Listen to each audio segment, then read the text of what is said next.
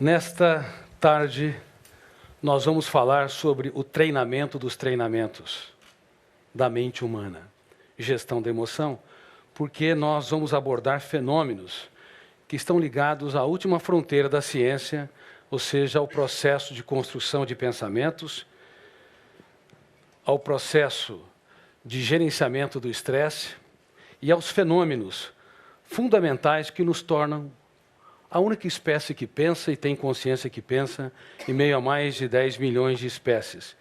Ou seja, nos tornamos seres humanos pensantes. Mas por que todos os dias a nossa mente é uma usina de ideias e pensamentos? Por que é uma usina de emoções? Você pode interromper o curso do seu carro, mas você nunca vai poder interromper o curso dos seus pensamentos. Até os fenômenos que podem patrocinar a meditação e relaxamento, no máximo desaceleram os pensamentos, porque a tentativa de interrupção já é um pensamento.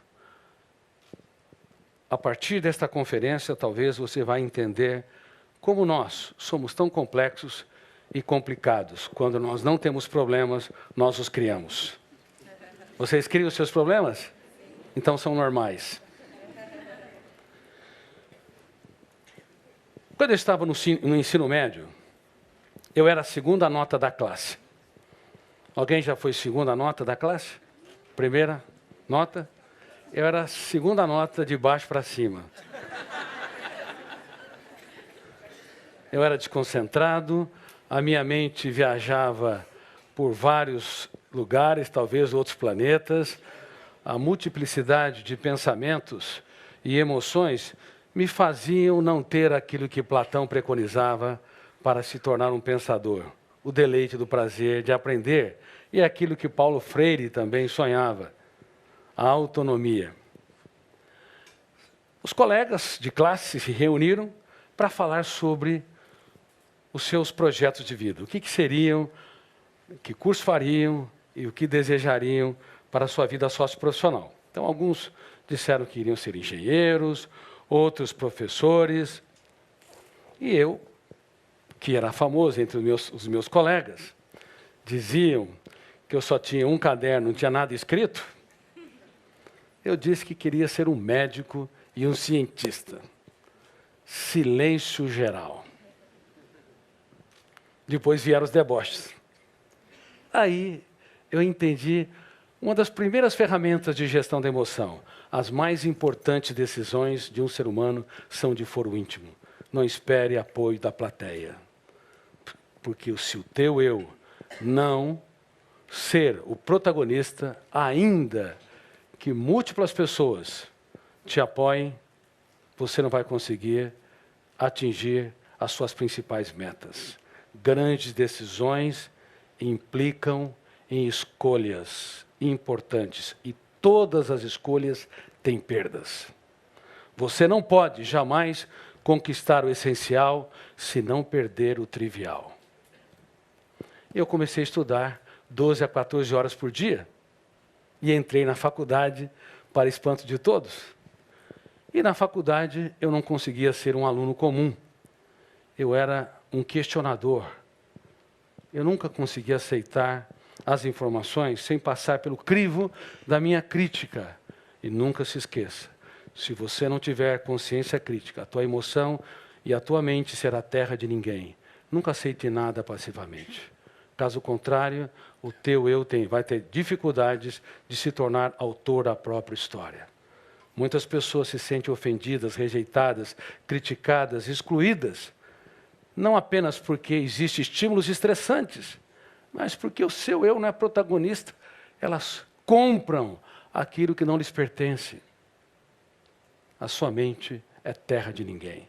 E isso é um dos fenômenos que tem levado ao adoecimento psíquico coletivo. Eu não sei se vocês sabiam, uma em cada 2 pessoas, de acordo com pesquisas internacionais, cedo ou tarde, vai desenvolver um transtorno psiquiátrico. Olhe para quem está do seu lado. Se não for você, vai ser ele ou ela. E se você apontou o dedo para ele ou para ela, a tua situação é pior.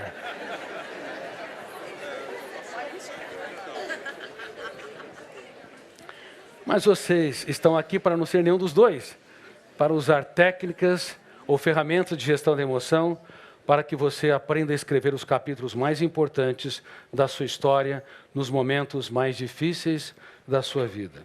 Eu tenho dito em mais de 70 países que eu sou publicado que as sociedades modernas se converteram num manicômio global. O normal é ser estressado, irritadiço, tenso e ansioso. O anormal é ser tranquilo, sereno, fazer da vida um espetáculo único e imperdível. Queridos amigos, quando estava na faculdade, eu que era um jovem sociável, vários amigos, gostava de festas e jantares, fui abarcado pelo último estágio da dor humana, uma depressão do 2º para o 3º ano. E eu percebi que as lágrimas que nós não temos coragem de chorar são mais cálidas, densas e importantes do que aquelas que se encenam no teatro do rosto. Há muitas celebridades, e eu faço gestão da emoção com celebridades, alguém, às vezes, número 1. A primeira coisa que eu falo para ela, você está numa desvantagem emocional enorme, porque a emoção é democrática, está debaixo do holofote da mídia, nem de longe fomenta mais alegria, prazer, encantamento, capacidade de você se reinventar nas dificuldades. Ter não é ser. Se você é aplaudido, mas se não se aplaudir, você pode ser miserável no único lugar em que é inadmissível ser um paupérrimo. E eu não sabia me abraçar, me aplaudir, me proteger. Era sociável, mas era um miserável no teatro da minha emoção. E quem aqui tem esse índice de miserabilidade? Quem aqui tem um caso de amor com a sua saúde emocional? Quem tem seguro de vida aqui? Ou seguro de carro, ou seguro empresarial? Levante as mãos. Levante as mãos. Parabéns. Quem tem seguro emocional? Levante as mãos. Parabéns pela honestidade. Em todos os lugares é a mesma coisa. Dando conferências no Vale do Silício, treinando líderes nos Estados Unidos. Quem tem algum tipo de seguro? Claro, lá tem seguro até por acidente nas calçadas. Mas as pessoas não têm seguro emocional. Isso indica que a nossa espécie, ela de fato está adoecendo rápido e coletivamente. Ela é anacrônica, desinteligente, está no tempo da pedra em termos de gestão da emoção. Por isso que está havendo uma epidemia de suicídios, de depressão, de ansiedade, no mundo todo. Transtorno do pânico, doenças psicossomáticas, até cânceres. Por exemplo, na época que eu fazia faculdade de medicina, 1 em cada 20 pessoas desenvolvia um câncer. E nós esperávamos, no século XXI, controlando os fatores exógenos, tabagismo, alcoolismo, pesticidas, poluição ambiental, sobrariam os fatores endógenos, genéticos. E as estatísticas seriam generosas, 1 para 50, 1 para 100. E eu tenho alertado cientistas que nós mexemos na caixa preta do funcionamento da mente. Nós estamos em 1 para 4 e 1 para 5. 1 em cada 4 pessoas ou 5 pessoas vai desenvolver um tumor cancerígeno. E só os fatores genéticos e exógenos não explicam, e nem mesmo o envelhecimento da sociedade, a vida média se prolongando, não explicam por que células egoístas, que são as células cancerígenas, que querem ter voo solo, que não se preocupem com o equilíbrio e a homeostase do corpo, têm gerado tumores e têm levado a esse caos mundial. Nós temos que entender que uma mente esgotada, tensa, estressante, diminui a imunidade e também pode fomentar com que essas células apareçam em níveis que não apareciam no passado. Se proteger é muito importante. Gerir a sua emoção é a sua maior responsabilidade. Porque se você for irresponsável em preservar os recursos naturais do planeta emoção, você pode ser ótimo para a sociedade, será um carrasco de si mesmo. Eu dou treinamentos para executivos, quando eu tenho tempo, e meu tempo realmente é muito escasso. Mas muitos executivos dirigem empresas com milhares de profissionais, mas não aprenderam a dirigir a única empresa que não pode falir a mente humana. E no mundo todo, profissionais altamente competentes têm se tornado algozes de si mesmos. tem falido a empresa mental. E eu estava lá, na minha crise depressiva, e aprendi mais uma ferramenta de gestão da emoção que norteou a minha história. Ou a dor nos constrói ou nos destrói. E vocês já devem ter ouvido esta tese, que com o passar do tempo, as pessoas amadurecem. Com o passar do tempo, elas se tranquilizam, se tornam mais sábias. As dores, perdas e frustrações patrocinam uma personalidade mais equilibrada. Lê do engano. Se o nosso eu não aprender a proteger a nossa emoção, é muito fácil as nossas dores serem registradas como janelas traumáticas ou killer, asfixiando o prazer de viver. Frustrações, mágoas, decepções, traições não fomentam, não nutrem por si só a sabedoria, a capacidade de uma pessoa se reinventar, de ser líder de si mesmo, de aplaudir a vida. A tendência é ocorrer um registro na memória, involuntário e inconsciente, formando cárceres mentais. E na minha nova obra, que estou escrevendo, deve ser publicada em setembro, outubro, chamado Prisioneiros da Mente, e que deve se tornar um seriado internacional, eu digo que no cérebro humano há mais cárceres do que nas cidades mais violentas do mundo. E nós não sabíamos disso porque não havíamos estudado esta última fronteira da ciência, o mundo onde nascem os pensamentos, os tipos de pensamentos, a natureza dos pensamentos e a gestão dos pensamentos e das emoções. Freud, Piaget, Vygotsky, Kant, Arthur Schopenhauer, Sartre, Nietzsche, Merleau-Ponty, os grandes pensadores, brilhantes pensadores, usaram o pensamento pronto para produzir as suas teorias, mas não tiveram oportunidade de estudar o próprio pensamento, o que causou uma lacuna enorme na atualidade para desenvolver tanto a inteligência global como para desenvolver relações saudáveis, quanto para proteger a emoção humana. Hoje nós esperamos as pessoas adoecerem para depois tratá-las, o que é uma injustiça dantesca. Desenvolver uma síndrome do pânico atroz para depois tratá-la, uma crise depressiva, um transtorno alimentar como a bulimia, anorexia. Bulimia é um comer compulsivo, depois provoca-se vômito para tentar aliviar o sentimento de culpa por esse comer compulsivo.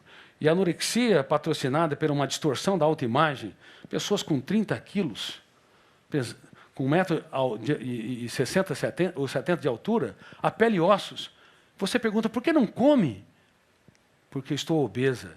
É uma distorção da autoimagem, são janelas traumáticas, são cárceres mentais que sequestram o eu, que representa a capacidade de escolha, a autodeterminação, sequestram no único lugar que ele deveria ser livre. E 3% da sociedade, no Brasil, cerca de 6 milhões de pessoas, pelo menos, apresentam transtornos alimentares. E há cerca de 70 milhões no mundo, um número maior do que aqueles que perderam suas vidas na Segunda Grande Guerra Mundial. E quase ninguém fala sobre isso. Sem falar da vigorexia, aquelas pessoas que têm complexo de inferioridade, uma autoestima fragmentada, um eu que não é líder de si mesmo, e tomam anabolizantes e malham nas academias sem nenhum controle para ter uma musculatura avantajada, tentando neutralizar os seus complexos. Queridos amigos, nós precisamos entender quem somos. Precisamos entender os bastidores da mente, minimamente. Por isso, com muita humildade, vocês estão aqui num treinamento dos treinamentos, e eu estou encarando cada um de vocês, não como meu espectador, mas como meus alunos. Aceitam? Ou querem ser espectadores passivos? Mais uma conferência de motivação. As minhas conferências não são de motivação, elas são de divulgação científica. Eu exijo muito que meus alunos penetrem em camadas mais profundas da sua própria mente para que eles nunca mais sejam os mesmos, desde que façam esse treinamento. Bom, se são meus alunos, eu sou um professor sério. Eu vou provocá-los durante todo o processo, como já estou fazendo. E provoco mais uma vez. Quem já escreveu a sua biografia aqui? Levante as mãos. Não? Errado. Todos vocês escreveram a sua biografia? Uma biografia não autorizada? Nas páginas do seu cérebro? Não sabíamos disso, porque não havíamos pesquisado que o registro na memória é automático e involuntário. Cada pensamento lúcido, você produz pensamento lúcido? É registrado. Cada pensamento estúpido, vocês o produzem? Quem é que faz o velório antes do tempo? Levante as mãos. Ou sofre por antecipação? Levante as mãos. Quantos pensamentos estúpidos? Claro, pensar no futuro é importante para você estabelecer estratégias para resolver seus problemas. Mas sofrer pelo futuro é uma atrocidade, é uma autoatrocidade que pessoas do mundo todo cometem. Aonde eu dou conferência?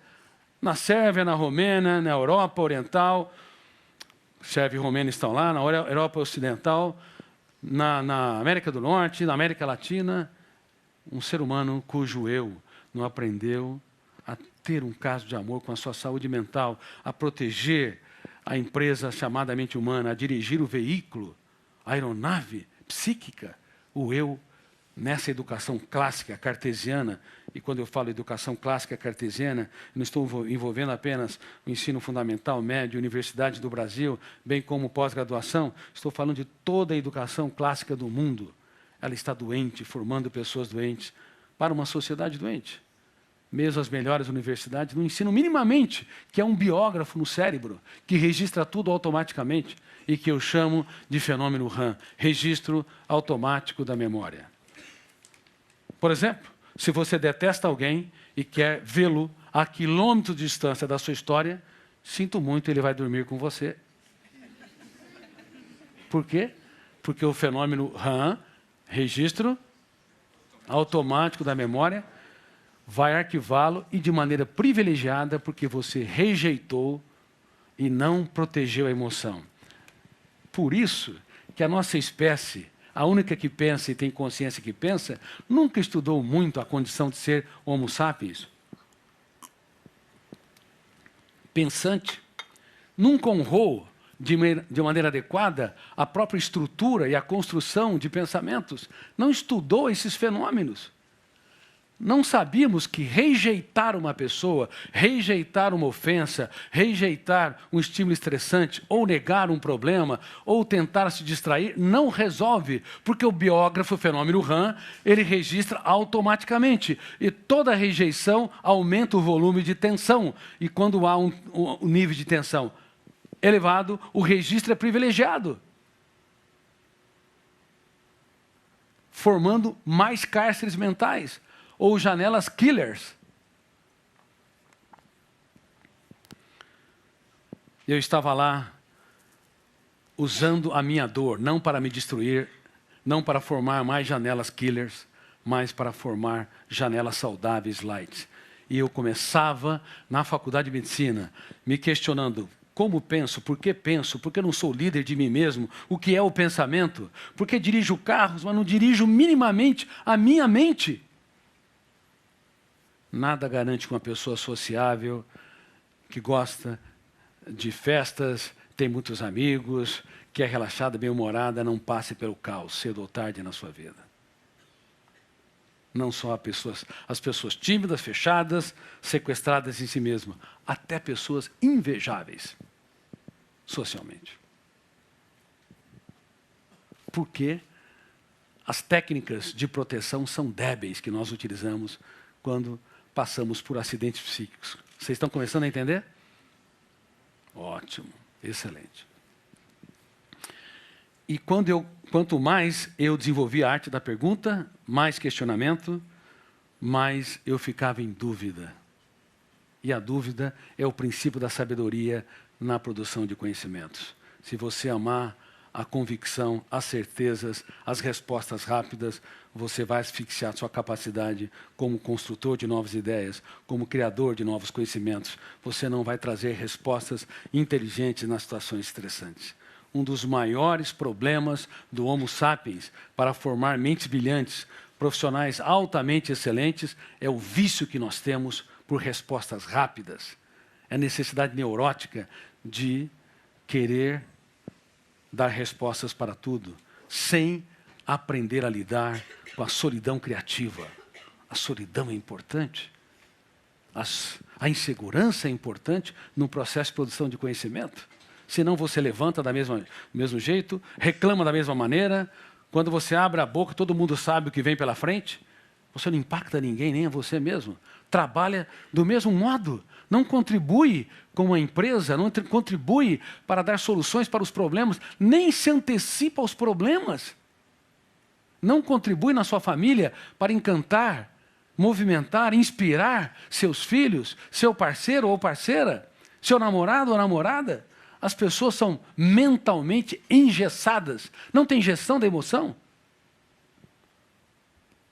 Sabe quantos encarcerados tem no Brasil? Detentos em presídios de ferro?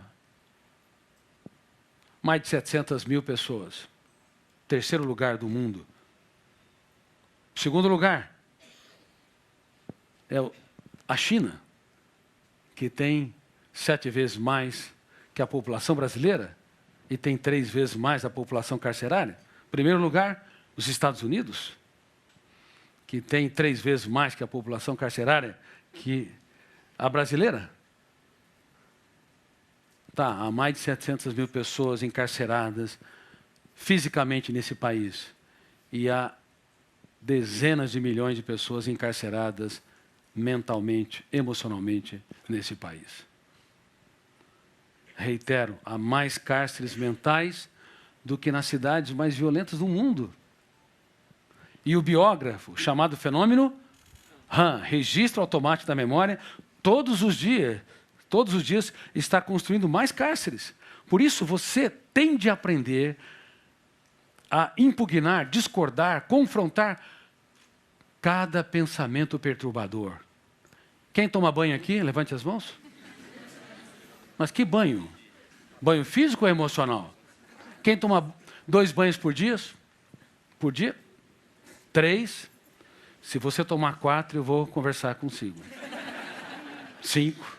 Aí já é talvez um transtorno obsessivo compulsivo.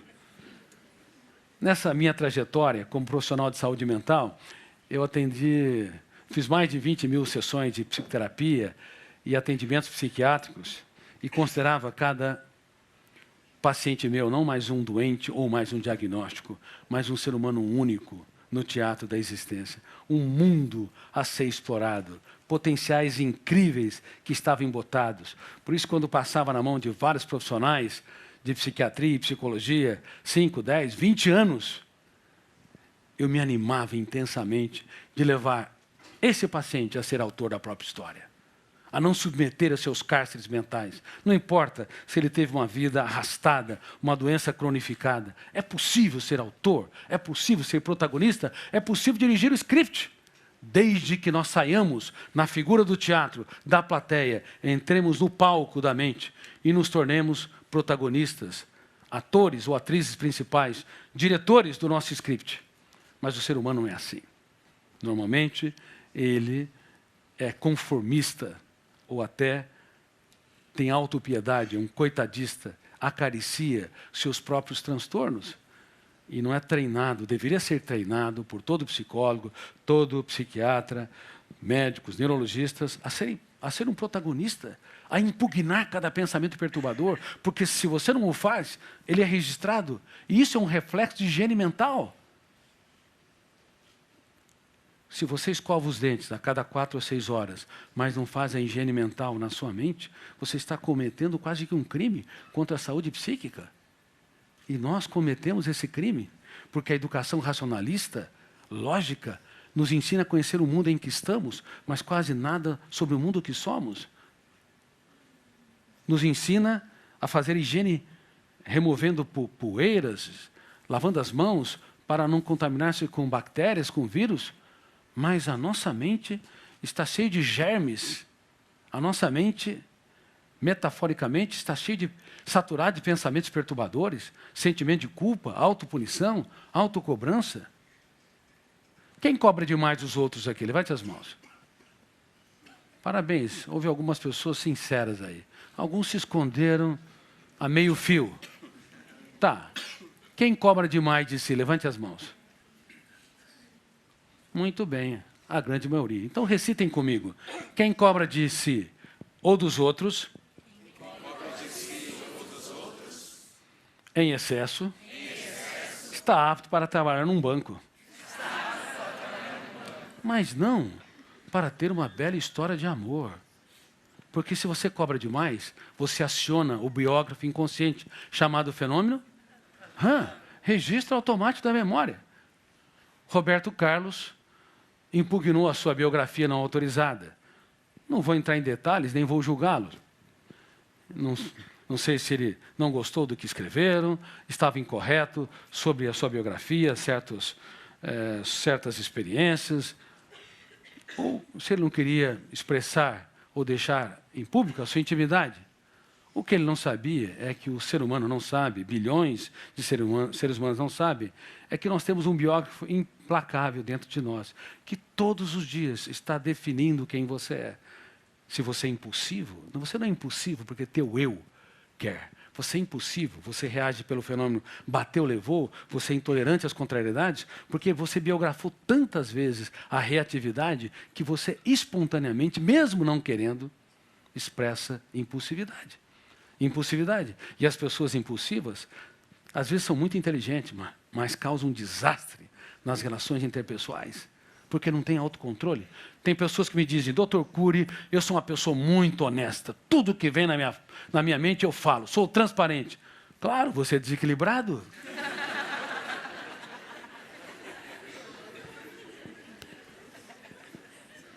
Pessoas assim machucam demais quem está ao seu redor, as pessoas mais íntimas.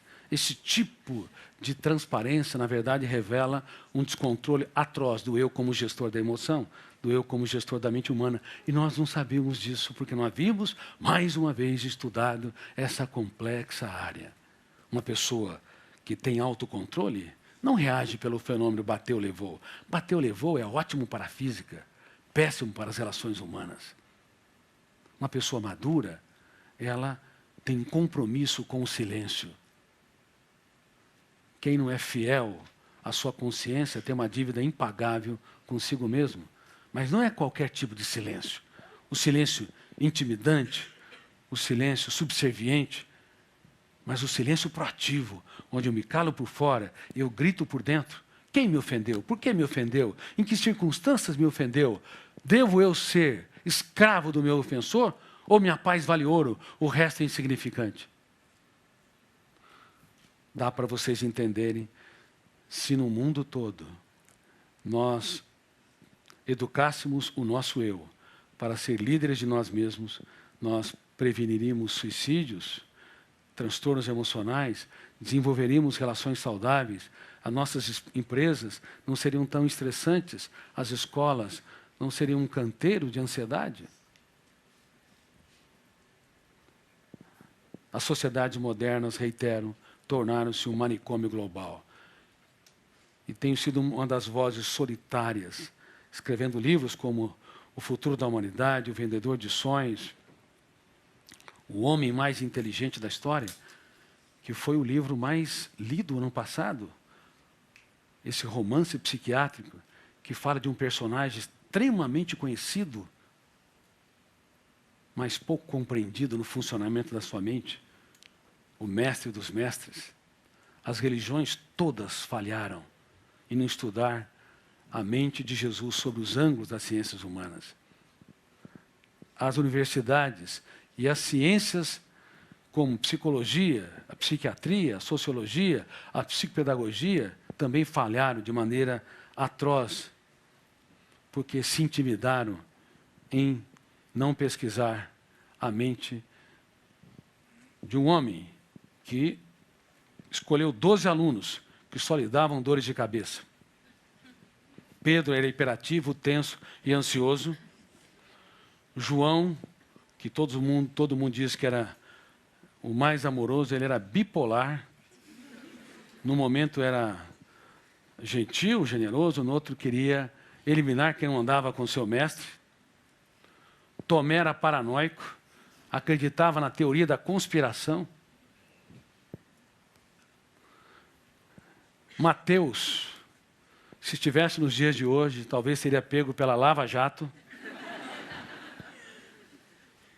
E o melhor deles era Judas Iscariotes. O mais dosado, o mais sereno, com mais vocação social, mas que tinha um defeito na estrutura do eu. Seu eu não era gestor minimamente da sua emoção. Ele não era capaz de mapear os seus fantasmas mentais. Portanto, não era autor da sua própria história.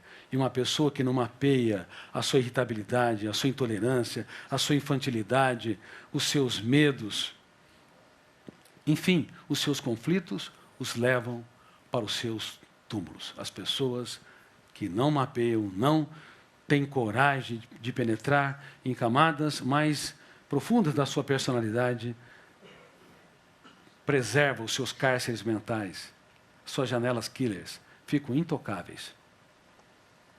Serão tímidas ao longo de toda a vida, fóbicas, glossofobia, medo de falar em público ao longo de toda a vida, claustrofóbica, medo de lugar fechado ao longo de toda a sua história, terão medo do futuro, serão assombrados pelos seus fantasmas mentais. Não tenha medo da vida. Tenha medo, sim, de não vivê-la de maneira inteligente. Não tenha medo de quem você é. Tenha medo, sim, de não se conhecer. Não tenha medo dos capítulos dramáticos. Tenha medo, sim, de não colocar vírgulas para escrever textos nobres em seus dias mais tristes. Bom, o homem mais inteligente da história usou essa estirpe de jovens que, como eu lhes disse, só lhes davam problemas, e ele produziu a maior startup mundial. Mudou a história da humanidade. Vocês teriam coragem de trabalhar com jovens arredios, tensos, ansiosos, escolhê-los, aqueles que estão no fim da fila, e fazer deles ícones capazes de reciclar todos os parâmetros da sociedade? O risco era grande. Ele, de fato, na minha opinião, eu que fui um dos maiores ateus que pisou nessa terra, quando eu estudei a mente desse homem, eu me curvei aos pés da sua inteligência.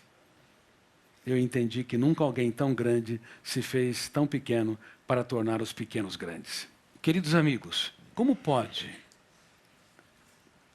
o ser humano que tem tantas habilidades não utilizá-las e viver de maneira tão tosca e tão débil? Como pode um ser humano que tem capacidade para libertar o seu imaginário e desenvolver conhecimentos e soluções incríveis, reagir pelo fenômeno ação e reação, comprar aquilo que não lhe pertence? Vocês teriam coragem de ir no supermercado e comprar alimentos putrefados, ou com prazo, ou com data vencida de validade? Teriam coragem? Mas por que um olhar atravessado estraga, às vezes, o nosso dia? Por que uma crítica estraga a semana? Por que nós compramos alimentos emocionais, intelectuais, sem nenhuma qualidade e pagamos caro? É um contrassenso? É reflexo de uma espécie inteligente? Sim, uma espécie inteligente que nunca conheceu as matrizes da própria inteligência.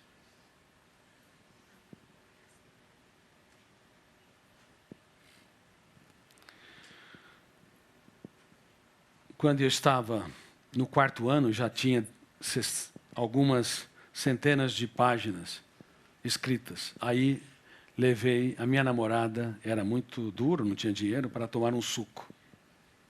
Ela foi toda feliz, estava no início do relacionamento, e de repente caiu um bilhete do meu bolso. Ela achou que se tratava de outra garota. O que significa isso? Eu falei para ela: olha, eu não sou muito normal.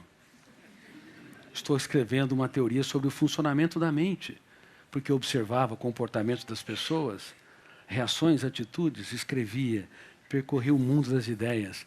E ela fazia o 2º ano de medicina, eu o 4º ano. O que o estudante de medicina tem a ver com estudar a mente humana, pensamentos, a construção das ideias, liderança sobre a psique? Parecia um delírio. Mas nunca se esqueça, uma vida sem sonhos é um céu sem estrelas, é uma manhã sem orvalhos, é uma mente sem criatividade. Sem sonhos, nos tornamos zumbis psíquicos. Vivemos porque estamos vivos. Muitas pessoas se deprimem, se angustiam, desenvolvem vazios existenciais ou sofrem de maneira atroz pelo futuro porque não conseguem usar a construção de pensamentos para ter projetos de vida. Eu vou dar uma lição muito importante para vocês aqui. A educação mundial, em todas as formações, desde a medicina, a psicologia, a engenharia, o direito, ela usa um tipo de pensamento chamado dialético para promover o processo educacional. O dialético copia os símbolos da língua.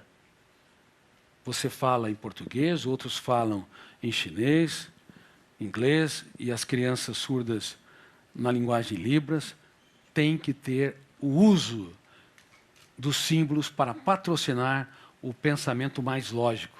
Só que nós não sabíamos, agora nós sabemos, que é um outro tipo de pensamento, e eu estudei isso sistematicamente, que é muito mais complexo que o pensamento dialético. É o antidialético, é rebelde aos símbolos.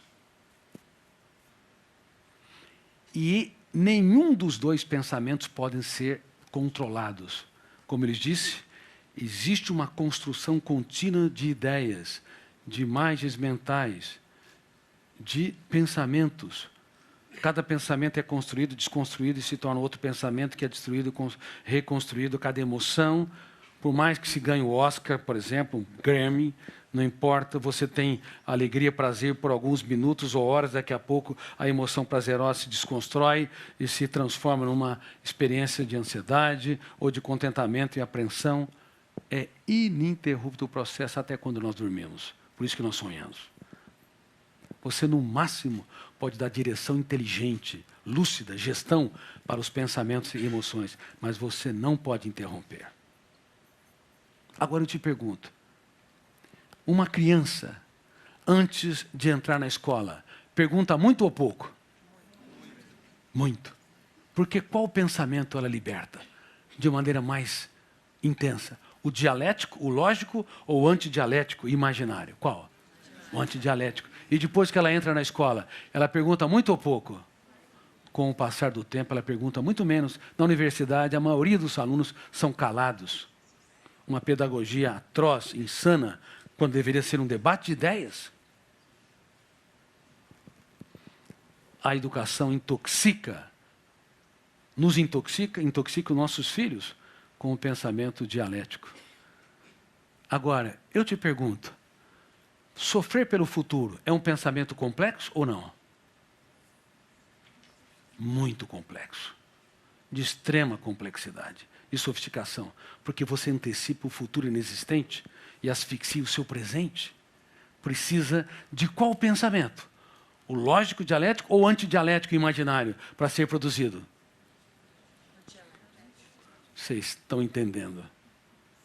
A última fronteira do psiquismo humano. O sentimento de culpa, ele é um pensamento, ainda que produza dor, dialético ou antidialético? Antidialético é complexo. Você se culpar, se diminuir. Vocês acham que um dia um robô ou a inteligência artificial, por mais avançada que seja, desenvolverá sentimento de culpa? Nunca. Nunca. Todos estão fascinados com a inteligência artificial, mas nenhum computador, nenhum robô sentirá solidão, nenhum robô sentirá sentimento de culpa, nenhum robô terá necessidade de trocar experiências, passará por níveis de ansiedade, de autopunição, autocobrança. São atributos da nossa mente complexa e são patrocinadas em destaque pelo pensamento imaginário rebelde às convenções do conhecimento, à lógica ou ao pensamento antidialético. Eu quero te dizer, se você não aprender a gerir os pensamentos antidialéticos e imaginários para construir projetos de vida, você vai desenvolvê-lo para produzir os seus cárceres mentais. Há pessoas que têm todos os motivos para ser felizes, mas são tristes, são deprimidas, são angustiadas. Conhece pessoas assim? Elas sofrem por coisas que não aconteceram, se perturbam por problemas que só estão na mente delas. São pessimistas, mórbidas, hipersensíveis, pequenos problemas têm um impacto muito grande. Elas são complexas? Sim, são complexas, mas porque nunca aprenderam a impugnar cada pensamento, o seu eu nunca aprendeu a desenvolver a arte da dúvida, da crítica e da determinação, DCD, duvidar de tudo aquilo que me controla, criticar cada ideia perturbadora e determinar ser livre várias vezes por dia, assim como você usa uma escova de dentes para fazer higiene bucal, você tem que usar a técnica do DCD para fazer a higiene mental. E não se sabia disso. E nós não fazemos higiene mental no mundo todo. Toma-se banho algumas vezes por dia. Eu já tive pacientes que tomavam 40 banhos por dia. Era escravo do processo obsessivo-compulsivo. Mas nós não ensinamos nossos filhos que estão desenvolvendo tantos pensamentos perturbadores que vocês nem imaginam. Não ensinamos minimamente eles a impugnarem, discordarem, confrontarem. Por isso que eu tenho falado para plateias de juízes, magistrados, plateias e mais plateias, que estamos assistindo ao assassinato coletivo da infância no mundo todo. As crianças têm tempo para tudo, mas não têm tempo para ter infância, para brincar, se reinventar e para desenvolver um eu protagonista da sua própria história. Um eu que duvida de tudo que controla, que critica o lixo mental e determina se reinventar. Aprende-se matemática, física, química, biologia, competências técnicas, mas fica intocável o único lugar que nós deveríamos ser líderes de nós mesmos. E por isso que há muitos miseráveis morando em palácios. Já tratei de pessoas multimilionárias, mas que empobreceram num único lugar que é inadmissível ser pobre dentro de si mesmo, porque era escravo dos seus pensamentos dialéticos e antidialéticos.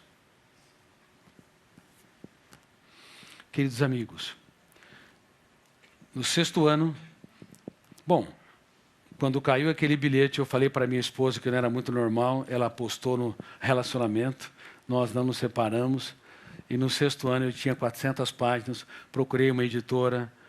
Sabe quantas queriam publicar meu livro? Nenhuma. Aí eu resolvi trabalhar e ir atrás do sucesso. Logo me tornei consultor do jornal Folha de São Paulo, fazia matéria em várias redes de TV e percebi que estava atraindo o meu sonho. E você pode, quando traz seu sonho, desenvolver um estado de angústia, porque eles nutrem a nossa motivação existencial. O sonho de escrever uma nova teoria. Então, saí de São Paulo, fui para o interior para ser um profissional anônimo e ali atendi os meus pacientes da cidade, da região, depois de outros estados, depois de outros países. E nos intervalos, nos feriados, nos finais de semana escrevi a teoria. Agora passaram-se cerca de 25 anos, 3.000 páginas. Quem vai publicar um livro tão grande? Resumi o livro e procurei outras editoras e, mais uma vez, eu percebi que se você não tiver um sonho que te controla, aquele sonho não é um projeto, é um desejo. Desejo não resiste ao calor dos problemas na segunda-feira. Desejo não consegue suportar as intempéries, as vaias, as críticas e as rejeições. Só os sonhos são capazes de nos controlar. E principalmente os sonhos que te levam você a dar o melhor de si para que a humanidade, para que a sociedade seja mais generosa, altruísta e solidária. E aí uma editora apostou no projeto, eu publiquei, tive que reciclar 500 termos, porque estava muito difícil de compreender o livro, publiquei o livro Inteligência Multifocal. Fiquei feliz por um lado, por outro lado, triste. Porque, apesar de ter reciclado 500 termos, quase ninguém entendeu o que eu escrevia. E eu tive que, mais uma vez, gerir a minha emoção para sobreviver. Ou desistia ou transformava o complexo no simples, o que é muito difícil. Então, eu escrevia e reescrevia cerca de 10 vezes cada uma das minhas obras. E o tempo passou. Hoje são 50 livros. E vocês sabem o resultado, com muita humildade, sem nenhuma ostentação. Eu tenho sido o autor mais lido do Brasil nos últimos 20 anos. Mas qual que é o meu alicerce? Não são os aplausos que eu recebo. São as perdas que eu sofri. As lágrimas que eu chorei, que eu nunca tive coragem de chorar. Os meus fracassos nunca desprezam as raízes que constituem a tua personalidade. Porque elas é que patrocinam as suas primaveras e as suas flores. Produzir pesquisas, conhecimentos, num país que não valoriza seus cientistas, e ainda mais ciência básica, é uma tarefa árdua, mas vale a pena. E lembre-se do que eu lhes contei da minha história. Eu era a segunda nota da classe, de baixo para cima. Passado tanto tempo, eu recebi o título de membro de honra de uma academia de gênios da Europa. Eu falei, membro de honra de academia de gênios? Como eu engano bem, hein? Chega num momento que não importa os títulos, o que importa é quem você é. Nunca perca a sua essência, porque ela é a que pode abrir as portas para você realizar coisas incríveis, para contribuir com a sociedade e para reciclar a sua própria história. E dentro de toda essa produção de conhecimento, eu descobri algumas síndromes. Uma delas é a síndrome do pensamento acelerado. Pensar é bom, pensar com consciência crítica é ótimo. Pensar demais, sem gerenciamento, é uma bomba contra a saúde psíquica. Gera um esgotamento cerebral atroz. Agora eu quero que vocês relaxem, respirem profundamente, porque eu quero fazer um teste se você tem a síndrome do pensamento acelerado ou não. Como está a sua qualidade de vida? Relaxem, relaxem as suas pernas, coloquem em posição confortável as suas mãos. Eu quero que você sorrie muito, porque o caso é de chorar. Mas não se preocupe se estão estressados. Só te peço uma coisa, lembre-se, seja honesto consigo mesmo, porque quem não mapeia a sua história leva para o seu túmulo os seus conflitos. E a maioria o leva. A grande maioria dos seres humanos de todas as culturas. Quem acorda cansado? Levante as mãos. Dores de cabeça ou dores musculares? Levante bem as mãos. Uma plateia com dores de cabeça. Quem tem dificuldade de conviver com pessoas lentas? Vou tomar um pouco de água. Vocês me assustaram. Não é que as pessoas sejam lentas, é que vocês são. E o problema é que toda pessoa acelerada ama acelerar os outros. Toda pessoa agitada quer todo mundo agitado. Agora vocês sabem que celulares não são estéreis. Quando Steve Jobs, ele, em 2007, lançou os celulares, ele não imaginava que seria uma febre tremenda. Porque os aplicativos, as redes sociais, é que fomentam esse processo todo. E mexe com o mecanismo da dopamina. Frustração e prazer, o garoto ou o adulto envia uma mensagem, ela ou ele não deu like, ataque de ansiedade. Antigamente, existiam ciúmes. Nós esperávamos que no século XXI, ciúmes não existisse, porque as pessoas são mais livres, mais tranquilas, redes sociais, muitos amigos. Mas como ela não dá like, antigamente no telefone fixo falava-se a cada 15 dias com ela ou com ele, agora cada minuto quer saber onde está. Há uma atrocidade, um controle atroz. O ciúmes voltou com toda a carga na atualidade. Pessoas que não sabem sofrer uma ruptura. E principalmente mulheres. Vocês têm que ser apaixonadas pela vida, porque, sinceramente, vocês representam o que há de melhor na humanidade. São mais inteligentes, altruístas e solidários. Mas inventaram o cartão de crédito. Brincadeira à parte, mas falando sério, nunca tente neutralizar a sua ansiedade através da compra, e muita gente o faz. Porque isso gera mais janelas traumáticas, killer, que mais encarcera o ser humano. Queridos amigos, se uma criança de 7 anos de idade tem mais informações que o imperador romano, imagine você. Um jornal, The New York Times, tem mais informações que um ser humano médio adquiria durante a sua existência, nos séculos passados, excetuando o século XX. Não é suportável. O biógrafo satura o cérebro e estimula o gatilho da memória, que é um copiloto do eu. Detona o gatilho. Enquanto vocês estão me ouvindo, o gatilho está sendo disparado, abre janela, segundo o copiloto. Se encontra uma janela killer, a âncora fecha o circuito da memória, terceiro copiloto inconsciente, e naquele momento que fechou o circuito, nós deixamos de ser homo sapiens, nos tornamos homos bios, animais, agredimos, reagimos, punimos, nos autopunimos, ou seja, não temos nenhuma gestão de emoção. Então, quando o gatilho dispara, primeiro o copiloto abre janelas killer, o risco da âncora fechar o circuito e milhares de janelas com milhões de dados não serem acessados é alto. Por isso que os pais perdem os seus filhos. Eles são deselegantes, julgam, criticam e não abraçam, não sabe apoiar quem falhou, não sabe dizer, eu aposto em você apesar da sua dificuldade. E é por isso que, sem gestão de emoção, os casais começam o seu relacionamento no céu do afeto e o terminam no inferno dos atritos. Vinícius de Moraes, na sua tese poética, disse que o amor seja eterno enquanto dure. Por isso que ele teve mais de 6 esposas. Se você confiar apenas na emoção para patrocinar um relacionamento estável, você não tem sustentabilidade. Porque o amor verdadeiro precisa de admiração. E a admiração precisa que você elogie mais e critique menos. Apoie os sonhos, não seja controlado pelos ciúmes. O amor exige que você dê liberdade para existir aprofundamento nas raízes. O amor exige que você se torne um inspirador de quem você ama, porque se você é um apontador de falhas, você é um construtor de janelas killer, que destrói quem você mais ama. As pessoas não sabem amar na sociedade. Elas amam com emoção, não amam com inteligência global, com gestão da emoção. E é mais fácil nutrir o amor do que se imagina, desde que o nosso eu pare com essa necessidade neurótica de criticar, apontar falha, de excluir e assim por diante. E começa a ser fã.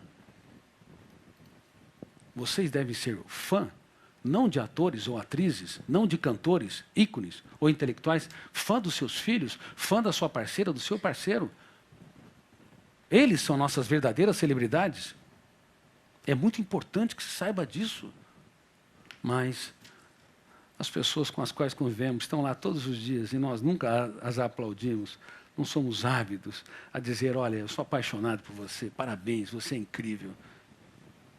Não sabemos usar o biógrafo inconsciente a arquivar janelas, killers ou lights? Lights, saudáveis. E ainda queremos que o amor seja sustentável, é impossível. Nossa espécie, reitero, não sabe ter um amor inteligente. Bom, eu falei de uma série de sintomas indicando que vocês estão com a síndrome do pensamento acelerado. Mas um sintoma importante. Quem tem dificuldade de dormir aqui? Levante as mãos. Muita gente. Quem tem déficit de memória ou esquecimento? Eu vou ter que te internar.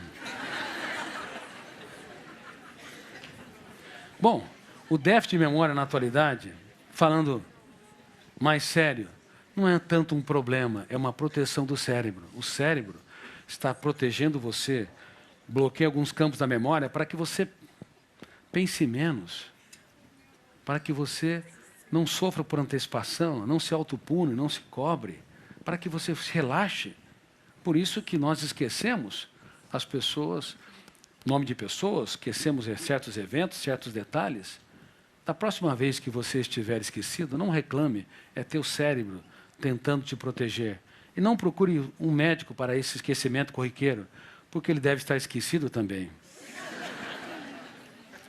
Quais são os níveis da síndrome SPA? Vou falar rapidamente. Primeiro nível, aquela pessoa que pega o controle da TV, deixa todo mundo maluco. Segundo nível, é aquela pessoa que pega um jornal, um livro, parece um excelente leitor, mas começa de trás para frente. Não tem paciência de seguir a rotina. Terceiro nível, é aquela pessoa que prepara suas férias 10 meses antes, porque as últimas férias não relaxou. Quarto nível é aquela pessoa que não vê a hora de se aposentar. Eu não aguento mais o meu ambiente de trabalho. Mas quando se aposenta, cai em depressão. Porque só sabe viver em tempos de batalha. Não sabe viver em tempo de paz. Tem paz por fora, mas a sua mente vive em guerras. Gatilho detona, abre janelas várias vezes, milhares de vezes por dia, produz pensamentos perturbadores, a âncora se instala, fecha o circuito da memória. É uma pessoa que não apenas agride quem está ao seu redor, mas é um carrasco de si mesmo, está sempre se agredindo, pessimista, não é alguém bem-humorado, que relaxa, que brinca com a existência, não sabe que a vida é dramaticamente breve para ser vivida e paradoxalmente longa para se errar. E erra consigo. Bom, eu vou encerrar minha conferência. Querem? Não. Eu vou falar mais 3 fenômenos vitais de gestão da emoção para que vocês construam relações saudáveis consigo e com os outros. Repita comigo: ser agradável, admirável e surpreendente. Quem que é agradável aqui? Levante as mãos. Parabéns. Tem alguns ousados aqui. Vamos ver se, ao término da minha exposição, alguém sobra. Até agora, em todos os lugares que eu dei conferência, ninguém conseguiu manter no score. Uma pessoa agradável não eleva o tom de voz quando alguém eleva o tom de voz. Ela é delicada. Ela é generosa. Uma pessoa... Tem alguém agradável aqui? Uma pessoa agradável... Diminuiu já uns 80%. Uma pessoa agradável não compra aquilo que não lhe pertence. Alguém ofendeu, criticou, rejeitou. Minha paz vale ouro. O resto é insignificante. É um consumidor emocional responsável. Uma pessoa agradável também não fica criticando, desferindo golpes, apontando falhas ao seu redor, mas é ávido em celebrar acertos. Uma pessoa agradável celebra acertos todos os dias em relação às pessoas que convivem. Mas tem mulheres que me dizem: Dr. Cury, casei com um homem muito ansioso, até exagero muito. Pense numa pessoa complicada, eu dou um passo para trás. Se você conviver com esse homem 5 minutos, você também vai ter um ataque de ansiedade. Aí eu me aproximo dela e falo: minha filha ou minhas filhas, se vocês escolheram parceiros tão complicados, vocês não devem ser tão fáceis. Porque os semelhantes se atraem.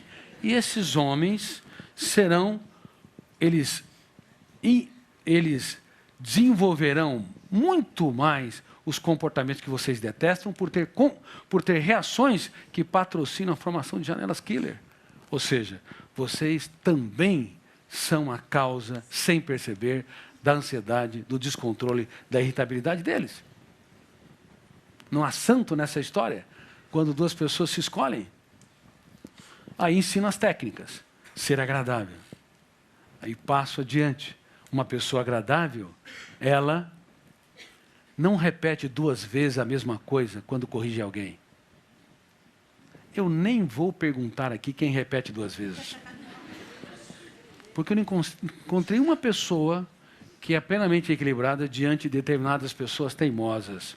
Quem já tentou mudar uma pessoa teimosa, que levante as mãos?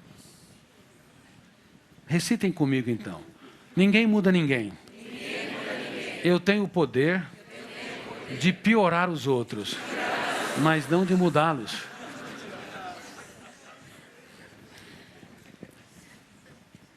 Não sejam repetitivas e repetitivos. Nunca fale 2 vezes a mesma coisa. fazer uma brincadeira e quero que vocês recitem de novo. Estou provocando vocês. Quem repete 2 vezes a mesma coisa é um pouco chato. 3 vezes, medianamente chato. 4 vezes ou mais, é insuportável.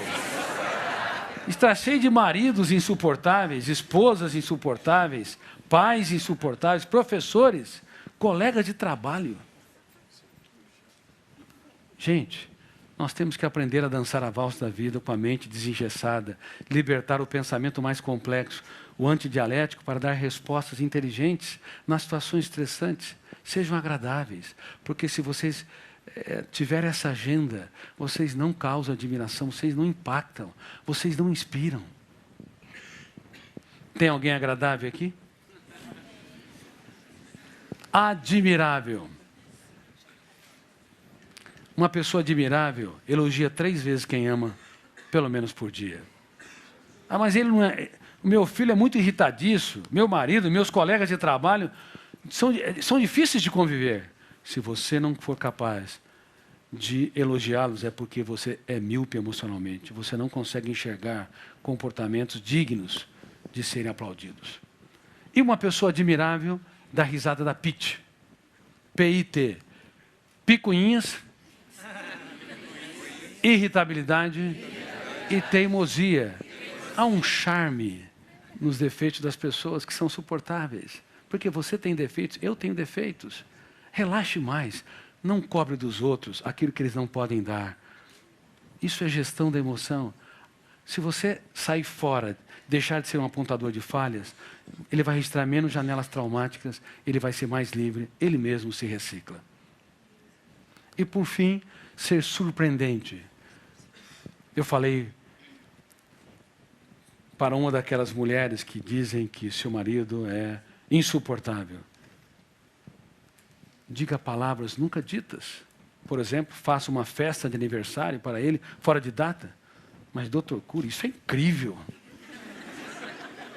Eu sei que é. Surpreenda esse homem. E aí, ela fez uma festa de aniversário e cantou os parabéns para aquele homem. E aquele homem não sabia o que estava ocorrendo. Após terminar, estava entalado uma pergunta. Meu bem, você está ficando louca? Um surto psicótico? Aí ela se aproxima dele e fala, eu não estou ficando louca, querido. Faz muito tempo que ela não falava a palavra querido. Eu estou cantando os parabéns porque de todas as coisas que eu conquistei na vida, você é a melhor delas. Obrigada por existir. Dê parabéns fora de data, dê flores fora de data. Faça elogios únicos. Abrace quem está ao seu redor. Inspire, instigue, provoque a inteligência. Isso é gestão da emoção. E, ao mesmo tempo, se abrace. Não tenha ciúmes. Sabe qual que é a técnica, qual que é a tese mais incrível de ciúmes em relação à gestão da emoção? Ciúmes é saudade de mim. Eu exijo do outro a atenção que não dou para mim. E devido à quantidade de sintomas psíquicos e psicossomáticos que vocês estão apresentando, vocês se abandonaram. Vocês podem ser ótimos para a sociedade, mas não têm tido um caso de amor com a sua saúde emocional. Por isso, eu encerro esta minha conferência pedindo que vocês dêem um abraço em você e permaneça abraçado. Tem gente aqui que nunca se abraçou. E digo essas palavras. Eu te estresso. Te causo muitos problemas. Esqueço de você ao longo da minha história. Te coloco num lugar indigno da minha agenda. Mas de hoje em diante, eu prometo que eu gerirei a minha emoção. Protegerei a minha mente. Serei apaixonado pela minha saúde psíquica. Pois vale a pena viver a vida, mesmo que o mundo desaba sobre nós. E aproveito, convido vocês, pode desabraçar. Desabraçar, não sei se tem esse verbo.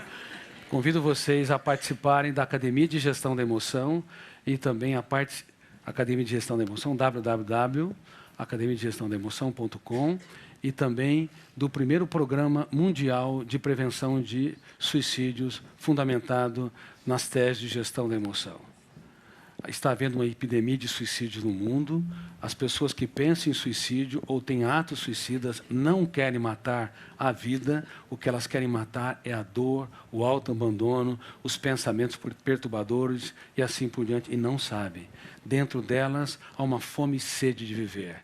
Então, a Academia de Gestão da Emoção, que tem vários cursos, ela também vai desenvolver esse projeto gratuito para todos os povos e todas as culturas.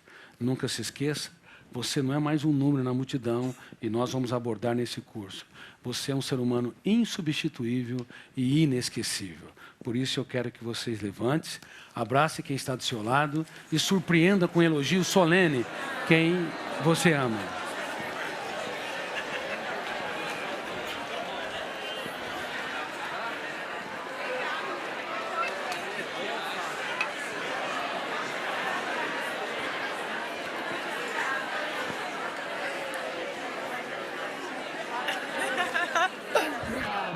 Obrigado, você também.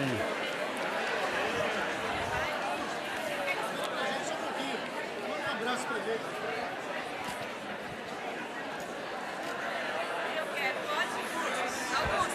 Que vocês sejam sonhadores. E se sonharem, não tenham medo de falhar. E se falharem, não tenham medo de chorar. E se chorarem, repensem as suas vidas. Mas nunca desistam de si mesmos, jamais. Lutem pelos seus sonhos e jamais desistam também das pessoas que vocês amam, porque são seres humanos únicos no teatro da existência. Muito obrigado por existirem.